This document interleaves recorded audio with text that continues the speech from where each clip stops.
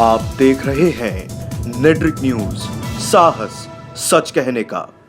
नमस्कार, नेट्रिक न्यूज में आप सभी का स्वागत है। मैं हूं आपके साथ सपना दुबे। लोकसभा चुनाव 2019 की सबसे बड़ी लड़ाई है और ये जंग बीजेपी और कांग्रेस दोनों के लिए अपने अस्तित्व को बचाने का आखिरी मौका है। इसलिए दोनों ही पार्टियां चुनाव में अपनी सारी ताकतें झोंकने में लगी हुई हैं। जहां बीजेपी ने एयर स्ट्राइक और पाकिस्तान में पल रहे आतंकवाद को अपना सबसे बड़ा हथियार बनाया है, वहीं पर कांग्रेस ने अपने तुरूप का इक्का चलाकर प्रियंका गांधी वाड्रा को राजनीति में उतारा है। प्रियंका के राजनीति में आने के बाद से ही कांग्रेस में एक नई ऊर्जा को देखा गया है। जब से प्रियंका गांधी ने सक्रिय राजनीति में कदम रखा है, तभी से उनके लोकसभा चुनाव में लड़ने की चर्चा शुरू हो गई थी। लेकिन इस बार कांग्रेस और प्रियंका गांधी ने हमेशा ही चुप्पी साधी रखी। अब एक बार फिर प्रियंका के चुनाव मैदान में उतरने की अटकलें तेज हो गई हैं। देश की जनता हमेशा से ही राहुल गांधी से ज्यादा प्रियंका गांधी को कांग्रेस संभालते हुए देखना चाहती थी। लोगों का मानना है कि प्रियंका में अपनी दादी इंदिरा गांधी के गुण मौजूद हैं, इसलिए वो राहुल से ज्यादा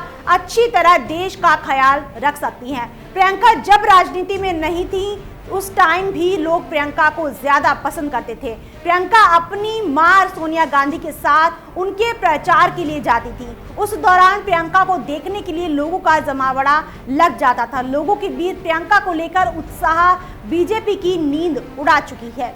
तभी तो प्रियंका के राजनीति में आते ही बीजेपी नेता विवादित बयान देकर अपने डर का परिचय दे रहे हैं। प्रियंका गांधी के चुनाव लड़ने की मांग पिछले काफी टाइम से हो रही है, जिसे लेकर कांग्रेस ने अभी कोई फैसला नहीं लिया था। लेकिन अब खबर आ रही है कि प्रियंका गांधी को पीएम मोदी के खिलाफ चुनाव मैदान में उतारा जा सकता है। प्रियंका इससे पहले भी पीएम मोदी के संसदीय क्षेत्र वाराणसी में रैली कर चुकी हैं। उस दौरान प्रियंका की रैली में लोगों की भीड़ देखने के बाद एक बात तो साफ हो गई थी कि वाराणसी की जनता प्रियंका गांधी को पसंद करती है। प्रियंका हमेशा ही डाउन टू अर्थ रही हैं। यही वजह है कि आम जनता प्रियंका को अपने दिल की बताती है और प्रियंका भी अपनी हर रैली में आम जनता से रूबरू होती हैं और उनसे उनकी परेशानी के बारे में भी पूछती हैं। इस बार खुद प्रियंका ने वाराणसी सीट से चुनाव लड़ने पर हामी भर दी है। प्रियंका लोकसभा चुनाव में वाराणसी सीट से पीएम नरेंद्र मोदी को टक्कर देने के लिए तैयार है, लेकिन प्रियंका चुनाव मैदान में उतरती हैं या नहीं, इसका फैसला तो आलाकमान के हाथों में है। प्रियंका को वाराणसी सीट पर पीएम मोदी के खिलाफ उतरने पर कांग्रेस अध्यक्ष राहुल गांधी और कांग्रेस की चेयरमैन सोनिया गांधी ही अंतिम फैसला लेंगे।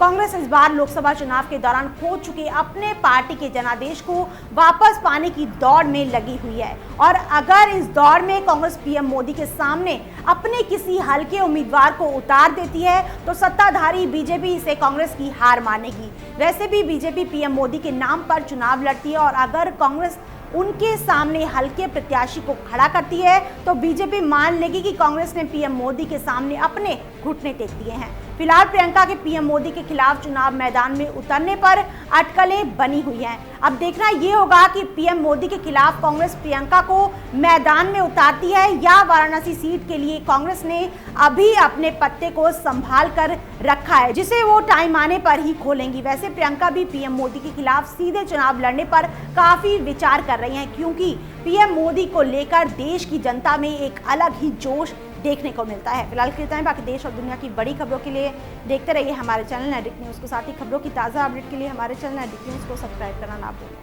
हमारे साथ जुड़े रहने के लिए हमारे YouTube चैनल को सब्सक्राइब करें, साथ ही बेल आइकन को दबाएं। नेट्रिक न्यूज की खबरें सबसे पहले देखने के लिए